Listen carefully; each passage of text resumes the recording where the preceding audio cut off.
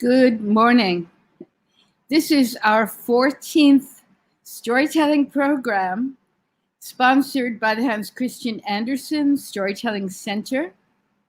This will be a beautiful morning to be in Central Park, and next summer I hope we are again. But we have the sort of luscious event of being able to bring together storytellers in pairs and sometimes three together in order to have these extraordinary explorations of Andersen stories and stories that are inspired by some aspect of Hans Christian Andersen's literary genius.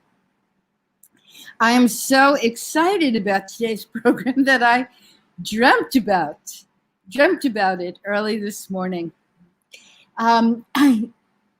We have two storytellers who are really masters of what Andersen really mastered in himself, which was taking the brilliant stories from tradition and reshaping them, bringing them alive for the contemporary world. And needless to say, we need stories now more than ever to lift us out of any possibility of despair and awaken our imaginations and our hearts. And we are really in the hands of two extraordinary storytellers, Megan Wells and Simon Brooks. And Simon has been with me for this is the second summer, really bringing good.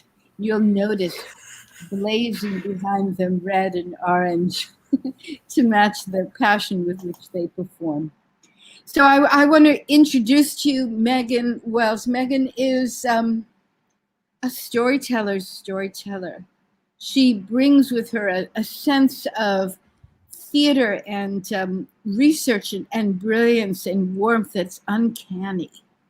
And Megan is going to tell one of Andersen's stories, which is not a classic story, but in the hands and eyes and imagination of Megan Wells, it certainly is obviously a story we need for our hearts and minds, and she'll talk about it later. So please pay attention whenever you see Megan Wells storytelling.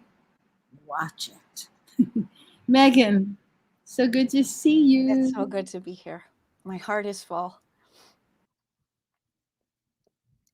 Welcome, everyone. I'm sorry that I can't see your faces, but I know that you are there. I can feel you.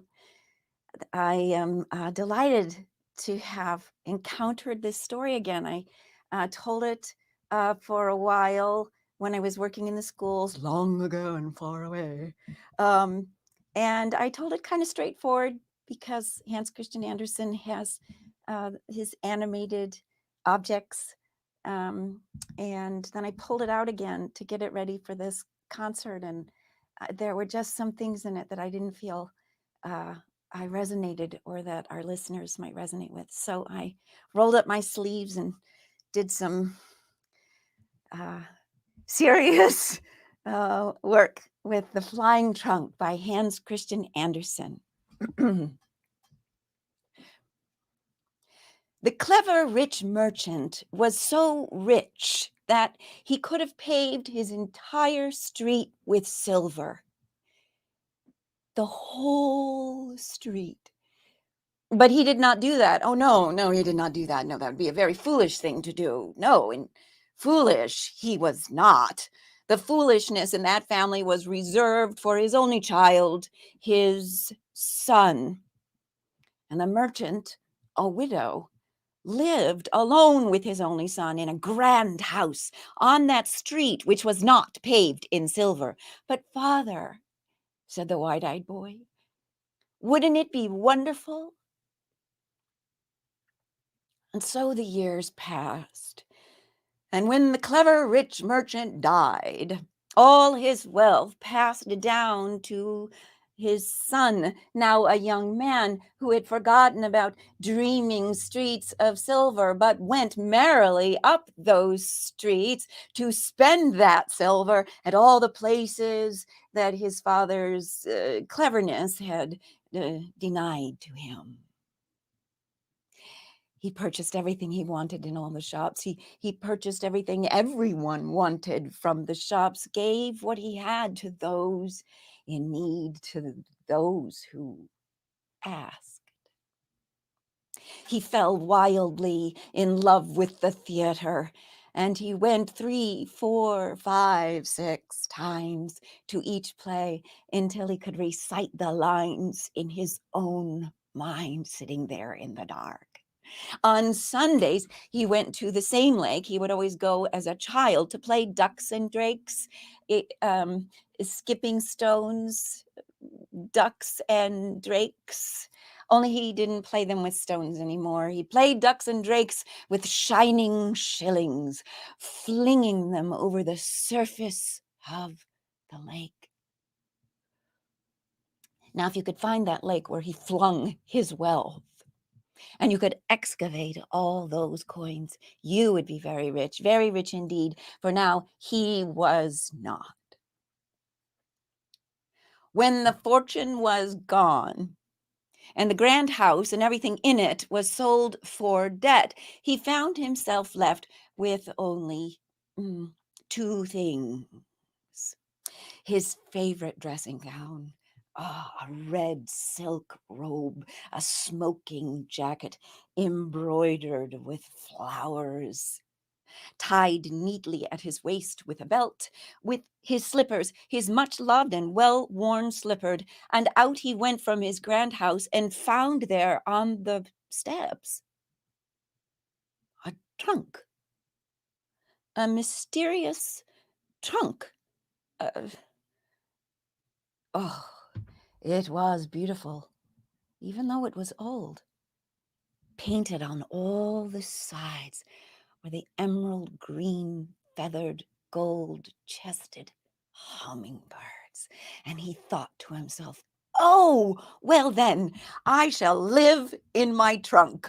So he hoisted the trunk upon his back, set out from the grand house one last time, turned up the street, avoided the town, went to his beloved woods, deep into his beloved woods, to the place, a secret place where he had always played as a child, and settled his trunk there to live.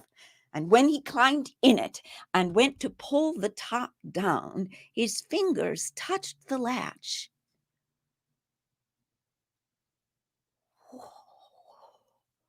What? Oh, this was no ordinary trunk. This was an enchanted trunk. This was a flying trunk. And it lifted him above the tree line and then hovered there the way the hummingbirds will do when assessing the flowers. Oh, he thought to himself of all the places that he might go in a flying trunk, and he asked the trunk very kindly. It is important to speak kindly to magical objects. Might you take me to the Tower of London? Well, in 3 blinks, he found himself there, floating outside the Tower of London, looking in that dark window to those deep shadows where many a queen wept. What adventures he had! He flew everywhere, but he learned very quickly that he must fly at night so as not to be seen and misconstrued. And when he arrived to the new place, he would always find himself a new forest and a deep place, a secret place, so that he could hide his trunk and himself and sleep and close the lid without touching the latch. And then he would wake in the morning to the sound of the hungry birds and come out of his trunk with the birds to join them at their eating of berries and seeds until he grew hungry and hungrier, until he found himself curled tightly up in his magic flying trunk, stomach growling, thinking to himself that perhaps it may have been foolish to play ducks and drakes, skipping shillings over the lake. So, the next morning when he woke, he determined that he would go into the nearest town and he would find some work for himself, though he did not know what it was that he could do. He was fairly sure they would not pay him to skip stones. Wonder of wonders. Before him, a Turkish marketplace. And it was filled with people moving about with their baskets of things purchased here. And they all wore long robes, like dressing gowns, in bright colors, many of them red, so that his robe and slippers were not out of place here. But what caught his eye in the center of that marketplace, in the center of that city, a palace of stone. And he looked at the turrets and the tall towers and the rounded domes and noted that one of the tall towers was taller by half than all the rest, with its rounded dome high at its peak. And he wondered out loud, what is up there? Well, he was standing at that moment next to a young man who was a fruit vendor, there with his colored fruits at his booth. And hearing him, the fruit vendor leaned forward and said, "Oh, that there. The Sultan's daughter lives up there." "Oh," said the foolish son of a rich merchant. "Why? Is she foolish too?" "Oh, no, no," said the fruit vendor. "She is not foolish at all. Why, the Sultan's daughter is the most clever of all of us. But on the day that she was born, her future was red. It was foretold that the Sultan's daughter would be most unfortunate in marriage.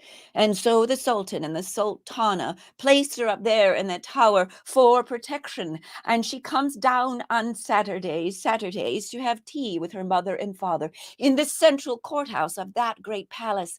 And if you were brave enough to go to court her, well, then, may fortune be with you." Oh, his foolish thoughts were already flying up to the window. But his hungry stomach growled.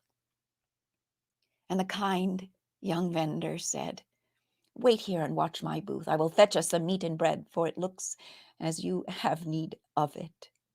And while he was gone, our young man remembered. He was the son of a merchant.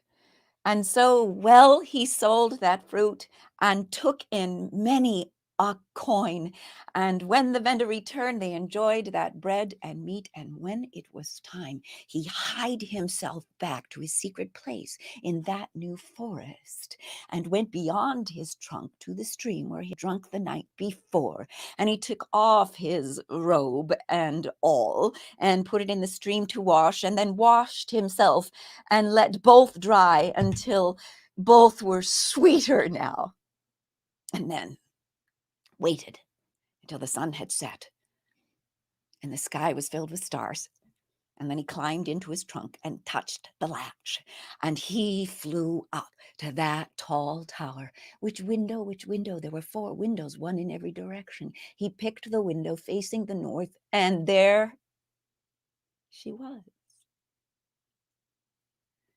The Sultan's daughter was standing in that window, looking out. They were both very startled and stared. "What are you looking at?" said she. "Oh, uh, I am looking at you," said he. "What are you looking at?" asked he. "Oh, well, I am looking at you answered she. "What are you? Who are you? Are you a Turkish god? Are you Kiryahan, the god of the air?" No, no, no, no, that cannot be. You cannot be Kiryahan, for you are not dressed in white, and you have no hood of goose feathers. How is it that you are flying?" "Oh," said he, no, no, no, I am not a god. No, I am the foolish son of a rich merchant who left me everything, which I promptly lost. And this is a flying trunk." And he adjusted his hem, realizing that it had covered the front of the trunk, and pulling his robe in. Now she could see that he was standing in a wonderful old trunk, covered in hummingbirds.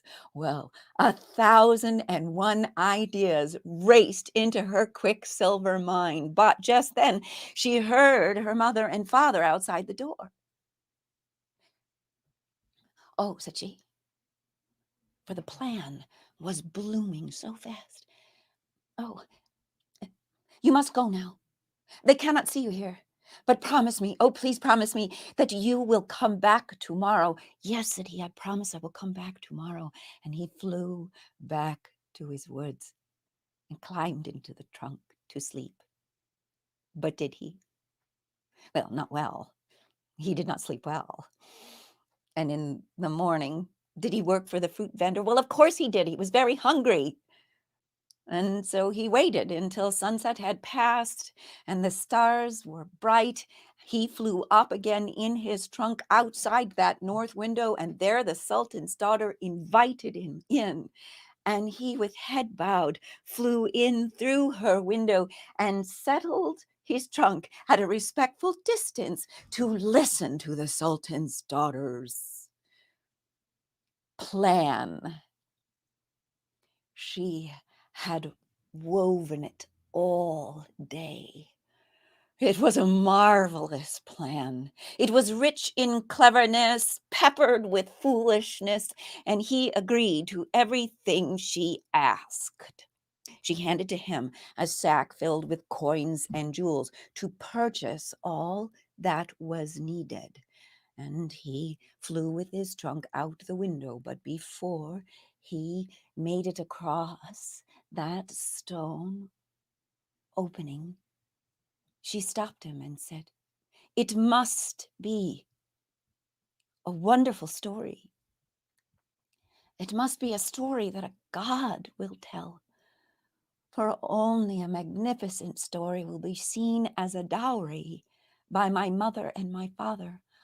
"Oh," said he, "I have never told a story before." "Well, then your very first story must be your very best story, and it must end in fire."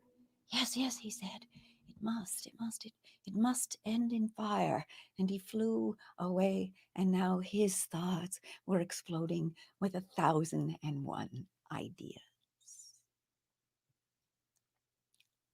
On Saturday, the Sultan's daughter came down from her tower, as she was allowed every Saturday to do.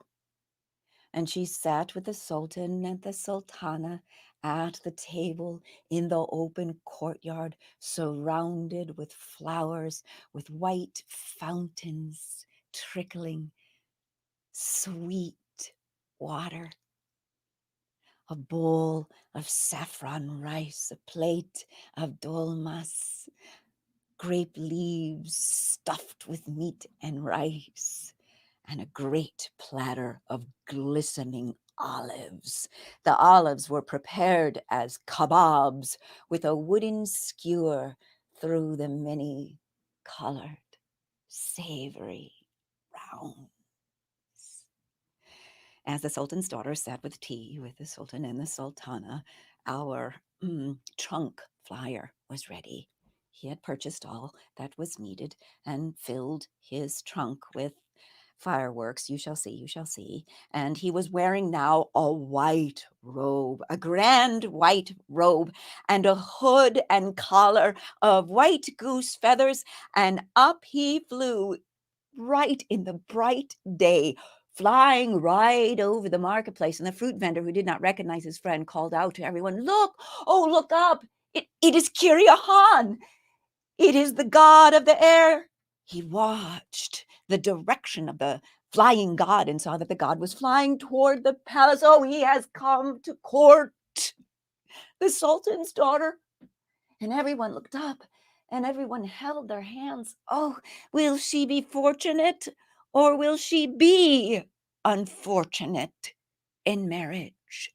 They could only wait, but the sultan's daughter was not waiting. She knew by the height of the sun that it was time, and she straightened her spine, and she said, "Mother, father, the god of the air has come to court me.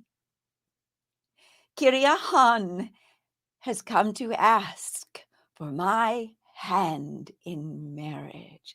And she lifted that hand straight, pointing it up into the air. And Kiriahan, who was really a foolish merchant's son who had spent so many nights in the theater that he arrived exactly on cue. He floated in and hovered over that royal table and said, "Shall I shall I tell you a story?" "Oh," said the sultan in delight. He smiled so that his eyes disappeared behind his cheeks. The sultana, she clapped her hands, and the tinkling of her rings and her bracelets filled the air. "Oh, do," they said, as if they were one voice. "Oh, do tell us a story." Well, he had been working on his story the whole week, and he suddenly forgot everything, his heart racing. He looked down at the sultan's daughter, and she smiled up at him in such a friendly way. It gave him courage, and he looked now, knowing only one thing, that it must end in fire. And he looked at the table, and he saw, as she had foretold to him, that there was in fact a plate of glistening olives set as kebabs with wooden skewers, and he knew what he would do.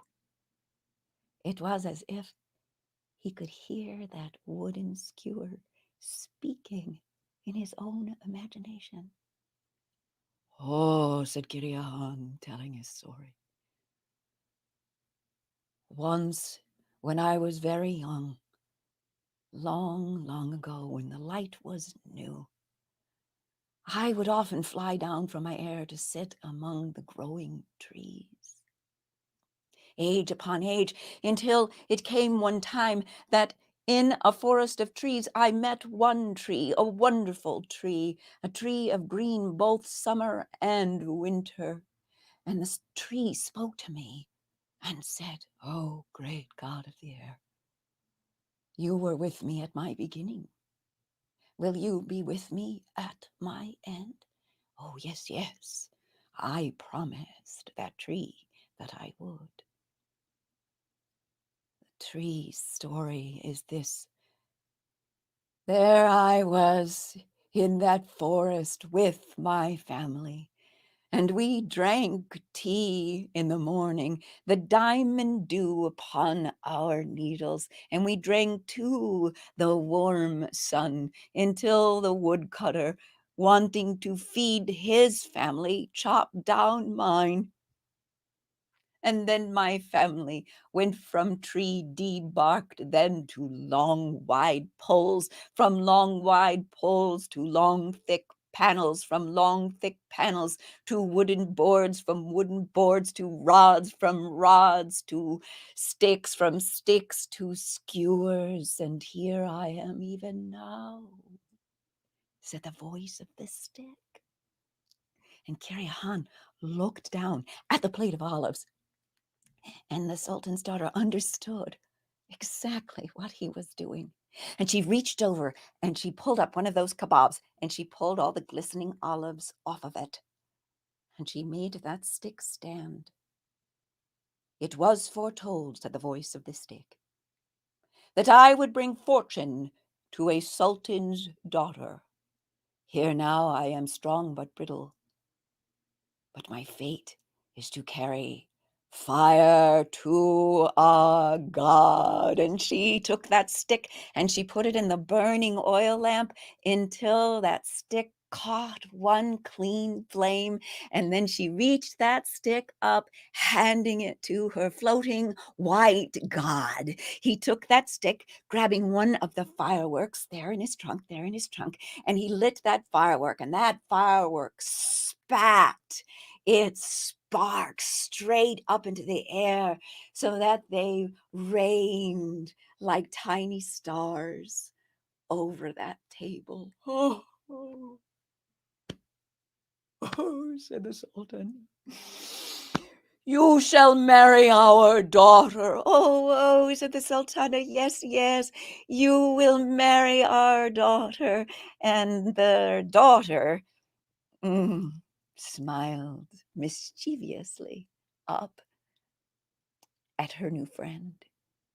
Well, the preparations for a wedding the next day ignited the palace with activity, and the news went out from the palace out into the village, so that everyone burst out of their homes, and they were dressed in all their scarves and their skirts and their bright vests, and they brought their tambourines and they brought their drums and their flutes of many sounds to celebrate the coming marriage of the Sultan's daughter with a god, the god of the air. They paved the streets in celebration.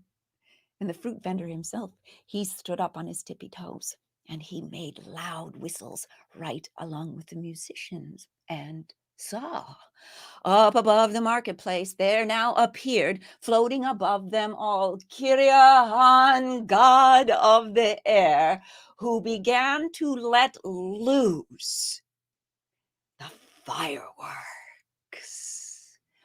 Oh, they burst, they fizzed, they blazed, a cascade of colors. It was absolute foolishness. Oh. Oh. Ah. Oh no. The white robe and the white goose feather hood caught flame and fell burning from the sky down, down, down, till it was floating and landed in the street, nothing but ash. And in those theatrical hijinks of distraction, the trunk fire made his safe exit.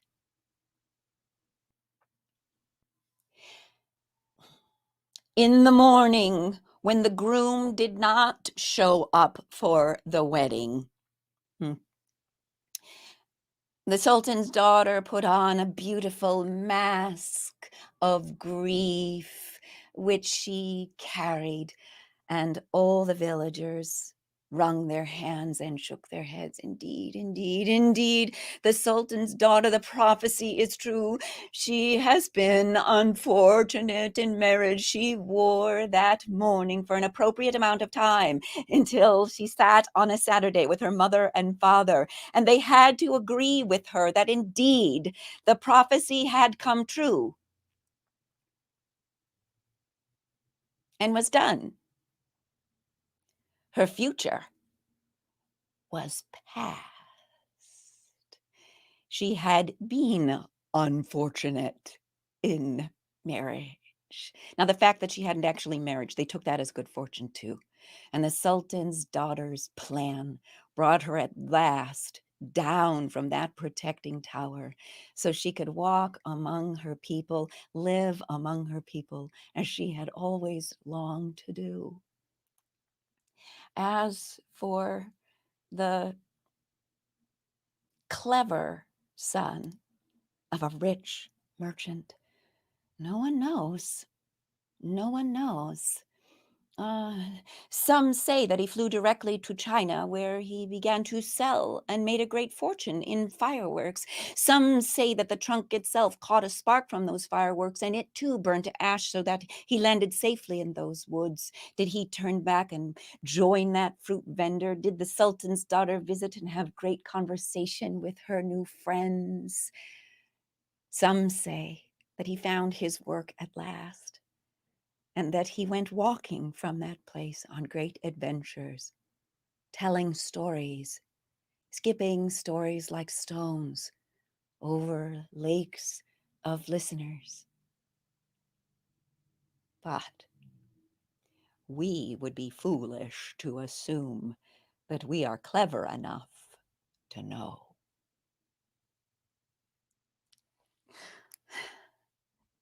Thank you for listening.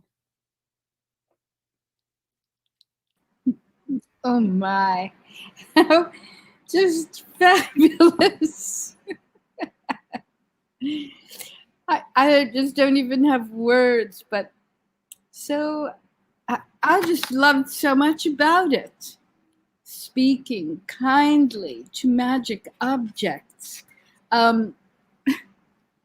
So your timing, the whole thing's so beautiful. I can't wait until we come back together after Simon's story and talk about how you did this. You know, Andersen loved the stories of the Arabian Nights that in the late 1800s were popular.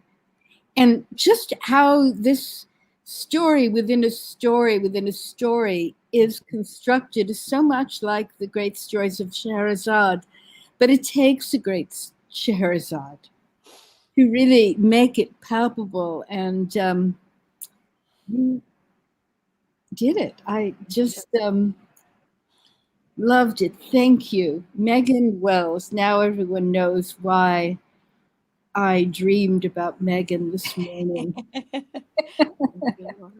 Thank you. You can see in the comments, which we'll show more of, how much people appreciate it. And what could be better than to pair a story like this told by really a mistress of storytelling and compassion like Megan with another storyteller who also has this incredible capacity to take traditional stories and bring them alive.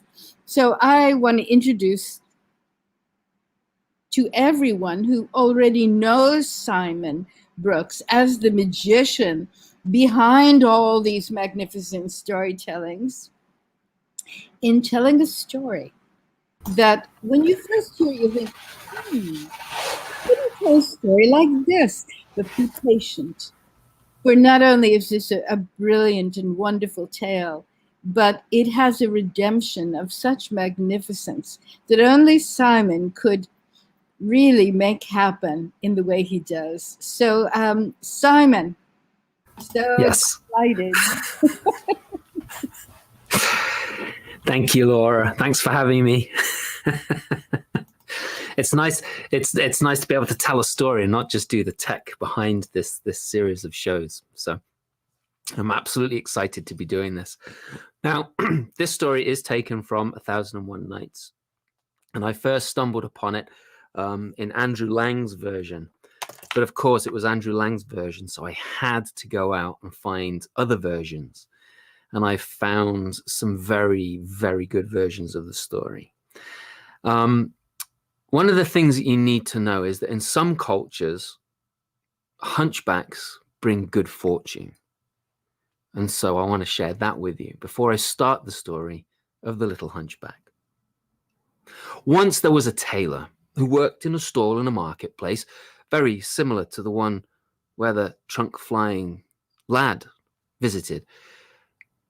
And one day he heard the noise of something, and he looked out into the marketplace and he saw this small hunchback laughing and dancing, banging his tambourine and telling stories and singing songs. And the tailor, who was always thinking about things that he could do to his wife, for his wife, with his wife, had this idea that maybe this hunchback could entertain him and his wife that evening.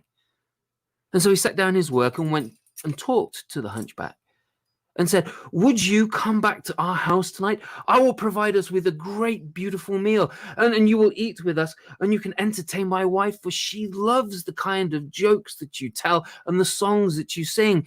You see, some of these songs and these jokes were quite bawdy, but they were also very clever, and his wife loved clever jokes. And the hunchback, "Well, yes, I'd love to do that. That would be wonderful. Yes, I'll do that." And so it was agreed upon that he would come back later before the market closed, and the two of them would go and buy food to eat for that night. And the hunchback, he showed up. And they went to the market and they bought fish, they bought rice, they bought grape leaves, they bought olives, they bought herbs and spices that they took back to the tailor's home, and the tailor and his wife cooked up a magnificent meal. And they sat and they drank and they ate and they laughed and they sang together. They swapped jokes and they pranked each other. The tailor took a piece of fish and shoved it into the hunchback's mouth. And the hunchback...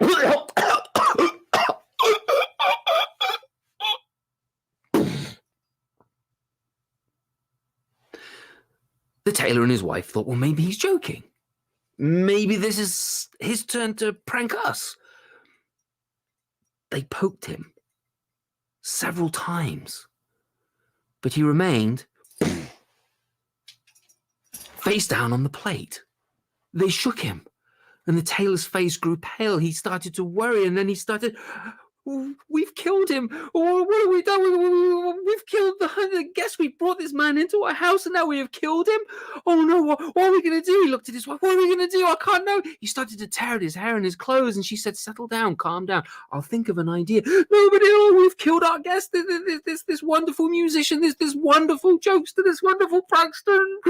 She said, "I'll think of something."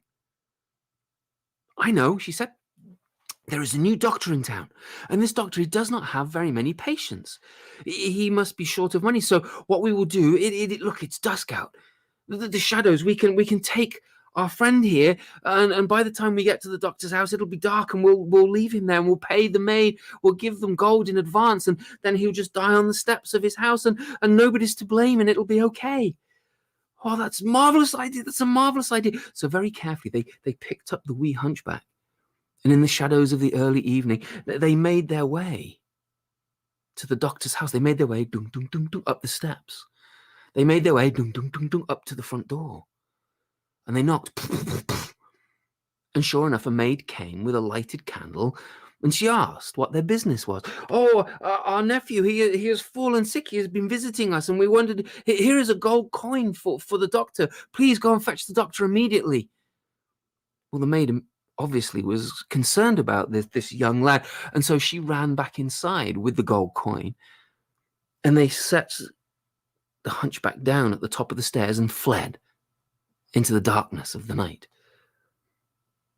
Well, the doctor came out, and looking around, he saw this shadow, and thinking it a pile of rubbish, kicked it down the steps. But he very suddenly realized,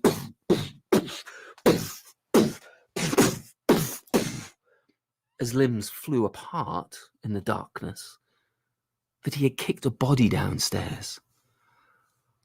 "Oh no, bring me the light, quickly, quickly." Well, the maid reappeared with a candle. He took it and ran down the stairs. And there at the bottom, "Oh no, what have I done?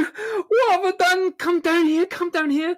The maid came down, he handed her the candle, and then he took the body of the hunchback in his arms and carried it back up the stairs into the bedroom where his wife was almost asleep, and dumped the body on the bed.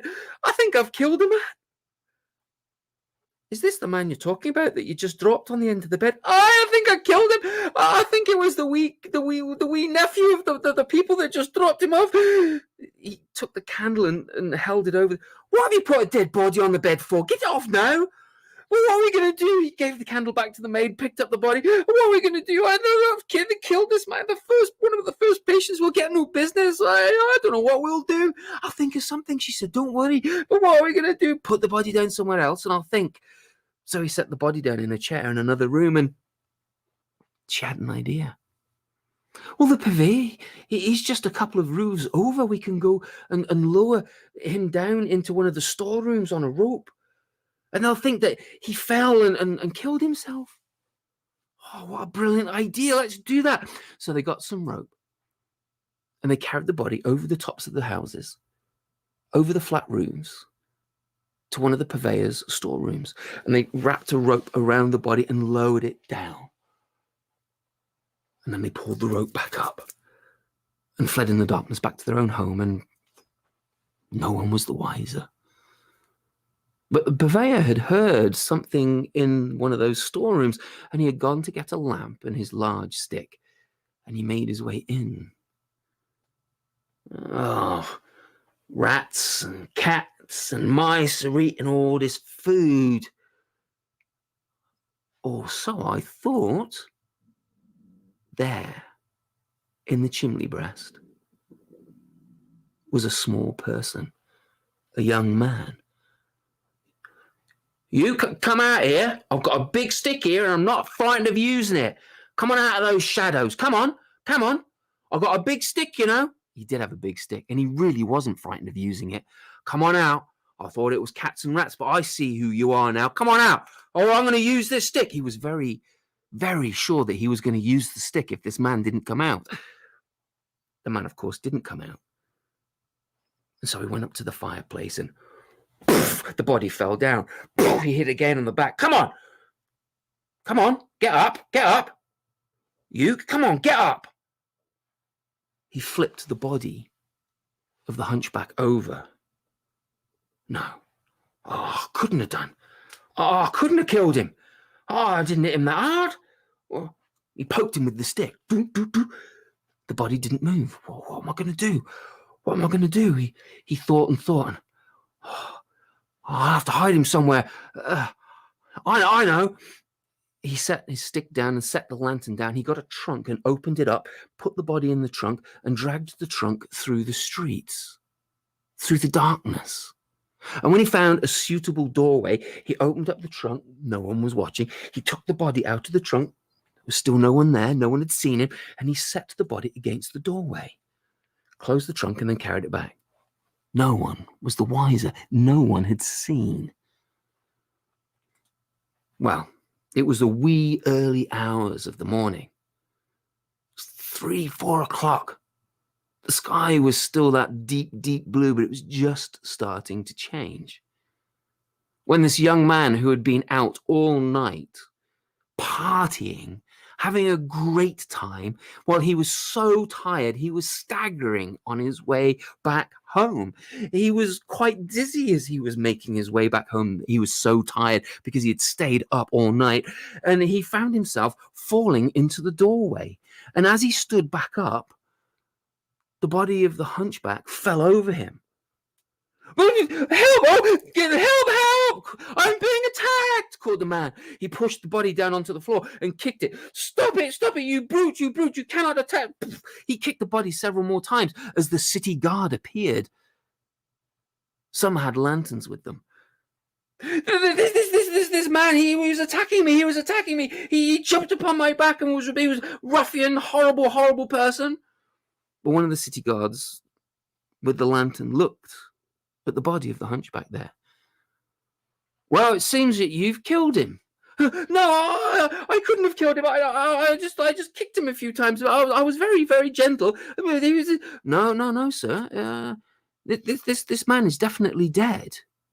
We'll have to take you back to the castle. But I swear I couldn't have killed him. Well, he was very much awake and very not tired at this particular point. And when they got back to the city guard's rooms, the head guard recognized the body of the hunchback, recognized the face, recognized the lush clothes that he wore. You see, the hunchback, was the Sultan's favorite entertainer. The Sultan loved the Hunchback for all the jokes and stories that he told, for all the songs that he sang, for the joy that he gave the Sultan in his heart for his entertainment. He treated the Hunchback almost like a brother. Well, the chief of the guards knew that the Sultan would have to hear about this, and so he went to the palace. The Sultan was woken, and the city guard asked him what the punishment should be.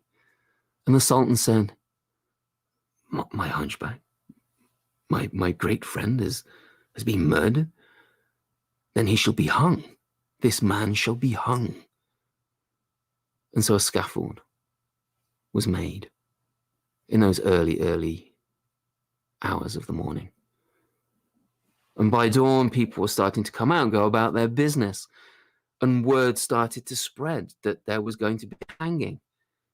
I mean, this is back in the days when there were no TVs, there were no phones, there were no devices. This was entertainment. So people started to spread the word that there was going to be a hanging. Who's going to be hung? Why are they going to be hung? Well, the body of the Hunchback was taken out into the square where the scaffold was. This was the crime that was committed. This was what had happened. This man had murdered this man. And the crowd grew larger and larger and larger. And the executioner appeared. They made their way up onto the scaffold, and a rope was placed around that young man's neck, and the rope was pulled taut. But the purveyor, he was out there in the crowd, and he saw the body of the Hunchback, and he saw the young man, and he heard the crime being read out, and he thought, no, that would be too on my soul. That's an innocent man. I can't. Stop, he cried. It was me. I did it. It was it was an accident. Well, the executioner said, what do you mean an accident? The purveyor told him what had happened, that he found this body in the chimney, and he had taken him as a thief and had only struck him twice. But his crime was announced to everyone, and so the rope was taken off the young man, and the purveyor was put in his place, and the rope was put around his neck, and the rope was pulled tighter. The doctor, he too had heard about the hanging. He too wanted to see what was going on, and as he pushed his way through the crowd, he saw the body of the Hunchback laying there. And he asked what was going on, and he heard, and he too thought the same thing that the purveyor thought. And no, stop, no, this is not right. No, I cannot have two souls on my conscience. No, it was I that did it. What, you did it? I thought he did it. And we all thought he did it. So the doctor started to tell everyone what had happened. He started to admit his crime. Well, the Sultan was asking some of his servants what was going on. He hadn't heard a cheer or any boos or anything. There was just a murmur going on outside in the courtyard. And he was told that people left, right, and center were claiming to have killed the Hunchback. Well, that is very unusual. People don't usually volunteer that sort of information, thought the Sultan. This I must see for myself. And so the Sultan started to make his way towards the courtyard as the rope was put around the doctor's neck, and the rope was pulled tighter and tighter. But then the tailor and his wife, they saw the doctor. They saw the body of the Hunchback. And the tailor thought the same as the doctor, as the purveyor. They couldn't have two souls on their conscience either. So the tailor came forward and admitted his guilt to all.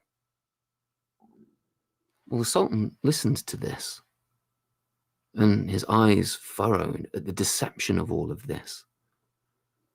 And the Sultan said, then it is you who shall hang. But just then, a barber called out, excuse me, I was wondering if I could have a quick look at the body. Would you mind?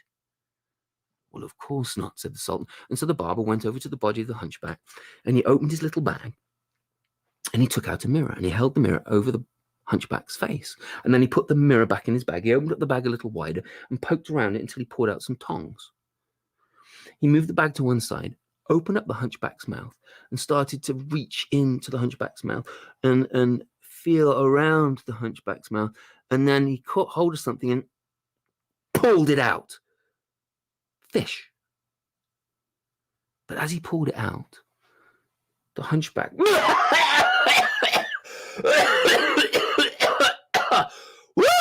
Whoa! Wow!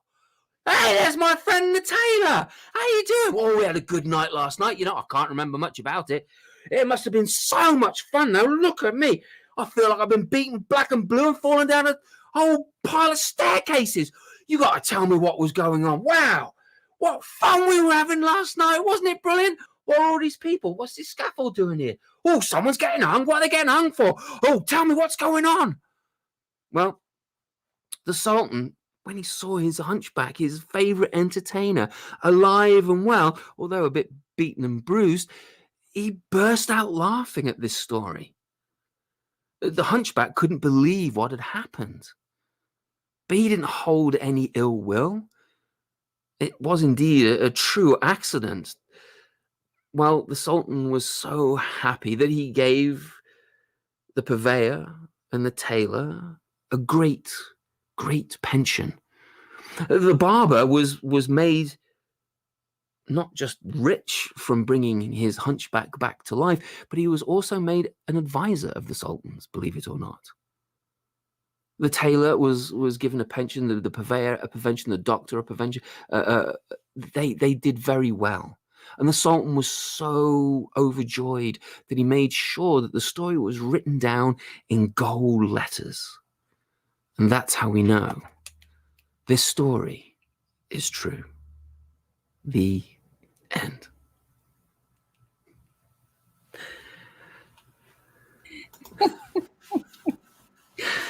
You know, this is one of the stories in the Arabian Nights where afterwards, when the Sultan, Shahryar, has heard the story by Scheherazade, he begins to realize that it's not only the Sultan in the story that's a fool, but that he himself is a fool.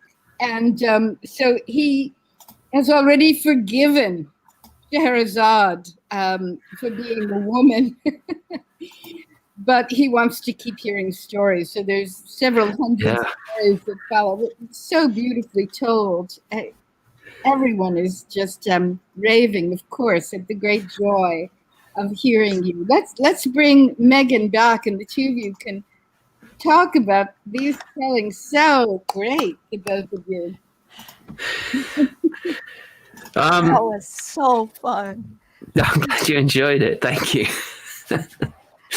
Yeah, it's a fun story. And Megan, I loved your story, and the words that you used were just absolutely gorgeous. And your timing and the pauses that you put in, impeccable.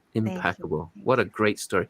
And the thing that, when Laura and I first told this story, before the season started last year, I felt, because I was just reading it we was reading it straight from the book pretty much. And I just didn't like this guy that came in and, originally kisses her while she's asleep and thinks, oh, she's really nice. I'm going to give her a quick snog while she's unconscious.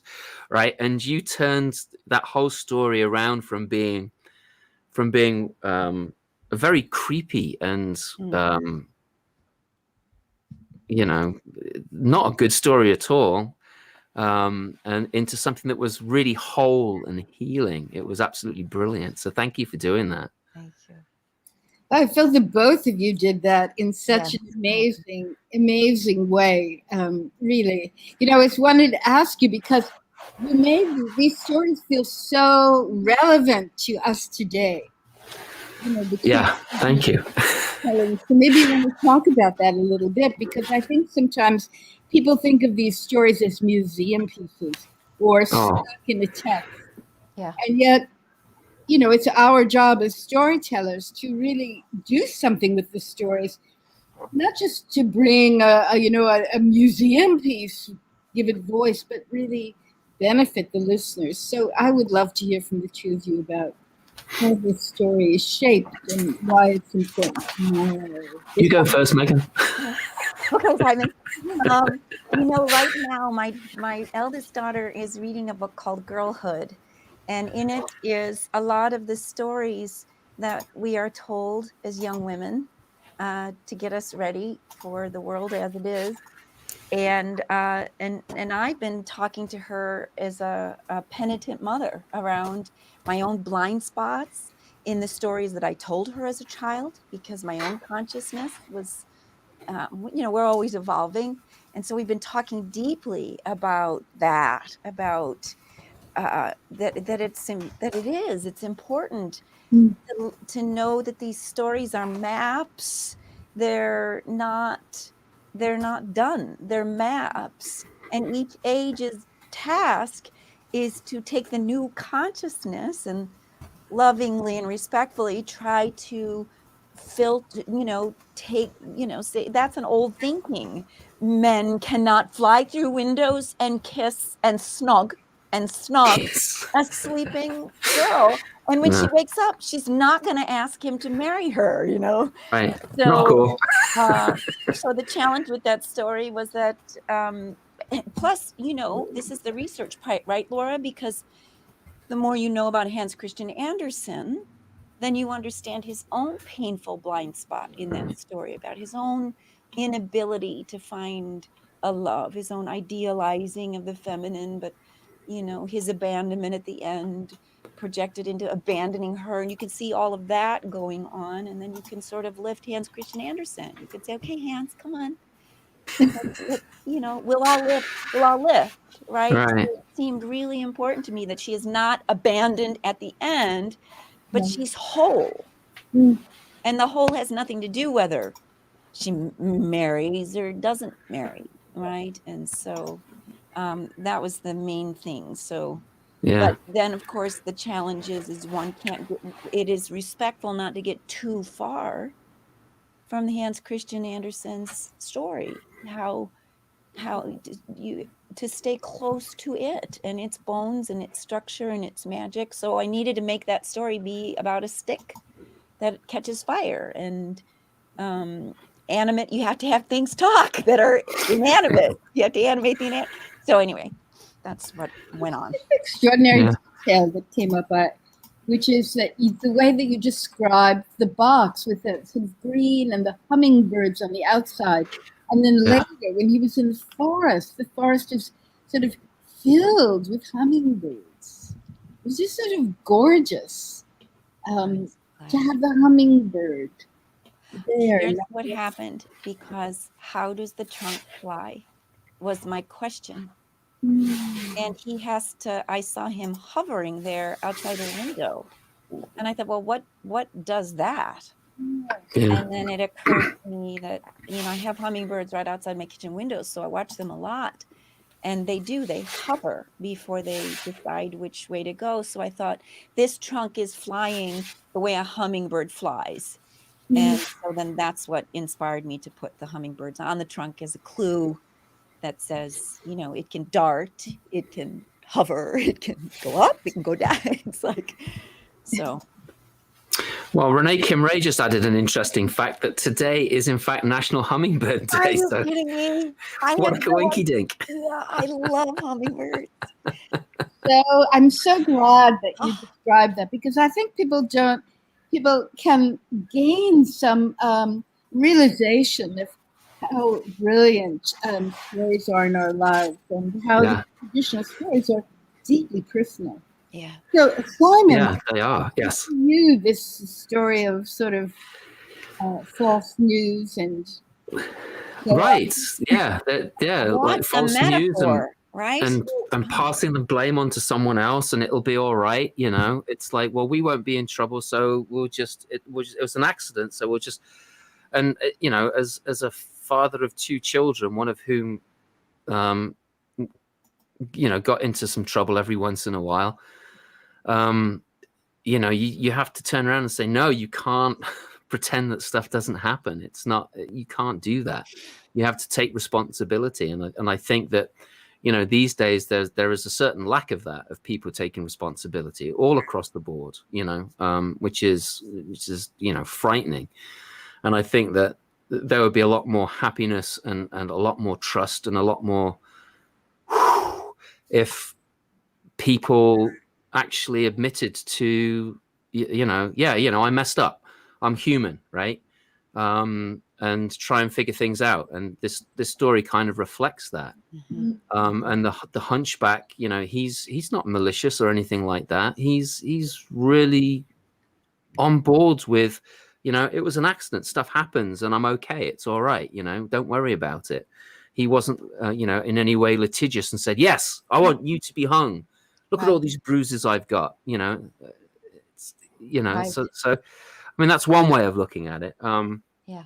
And one of the other things about when I found Andrew Lang's version of the story, there wasn't any mention of religion in it. But in older versions that I found, other translations I found that each of these people had a different religion.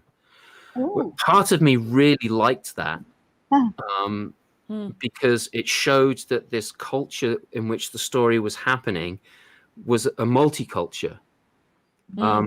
What I didn't like, however, was some of the stereotypical attributes that went with these, Right. The Muslim had this particular attribute, the Jewish person had this particular attribute, the Christian had this particular attribute, attribution to them. And so, I kind of fought with that, and I decided to take those religions out. But I did want to mention it because I think it's it does reflect that there are these cultures that exist which are multicultural, and all the things that go along with that, and how we can try and not fix things, because I'm not into fixing things, but become more open and empathetic to other people and their beliefs and their thought processes. Beautiful. Absolutely beautiful.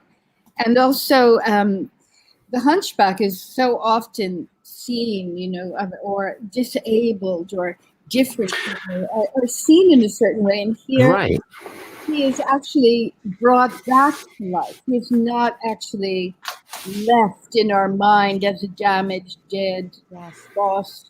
But because of our imagination, that comes back to life. The fish is nearly stuck in the throat, just like the feminine, as you dealt with it, is not to be disregarded, but actually is the one who made this elaborate and extraordinary plan.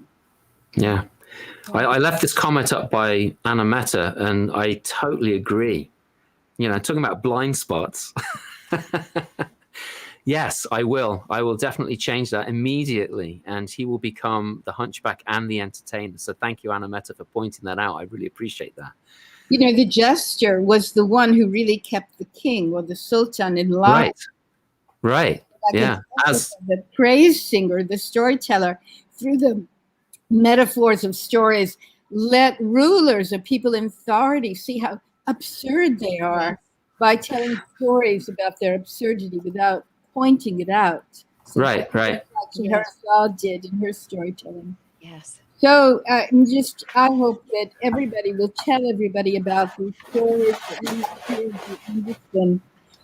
sort of wellspring of stories that we have. We have Wells and Brooks today, by the way.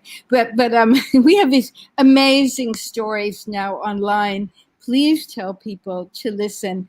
We need to uplift each other in this time and really see beyond the obvious and the immediate. And also, if anyone can afford it, we really want to continue doing this. So we are accepting donations, small or large, or if you can, call a school and tell them that their children of all ages could watch these stories and really enjoy and talk about it. This is a treasure house of genuine literature. So Megan Wells, Simon Brooks, thank you so much. Next week, you're very welcome. And we will have Milbury Birch, Luann Adams, and Joy Kelly telling stories. Again, it's on September 11th. It's the anniversary of the opening of the underworld into our world. And these stories are really redemptive and beautiful stories. So please tune in next week. And thank you so much, everyone, for being part of this morning. It's really in your imagination and associations and feelings where these stories are completely fulfilled. So have a beautiful, beautiful week. Thank you.